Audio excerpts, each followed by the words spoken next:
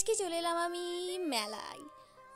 তো আজ আমি তোমাদের সাথে আজকে 100 টাকার চ্যালেঞ্জিং ভিডিও করে দেখাবো।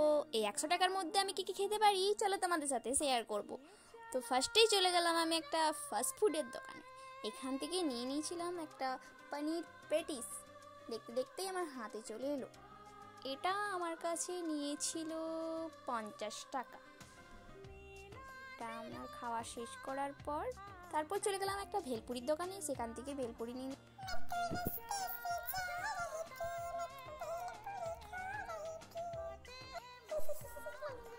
তারপর আমি চলে গেলাম মথুরার কেকের দোকানে, সেখান থেকে 1 পিস মথুরা কেক নিয়ে নিলাম। এই মথুরার কেক তোমরা কে কে খেয়েছো এবং কেমন লাগে আমাকে নিশ্চয়ই জানাবে কমেন্ট সেকশনে কমেন্ট করে। আমার তো খুব ভালোই লাগলো। তারপর আমি চলে গেলাম একটা বাদামের দোকানে, সেখান থেকে নিয়ে নিলাম বাদাম। এবার খেল খতম পয়সা হজম। তো এরকমই চ্যালেঞ্জিং ভিডিও পাওয়ার জন্য তোমরা আমার চ্যানেলটাকে সাবস্ক্রাইব করো। বাই।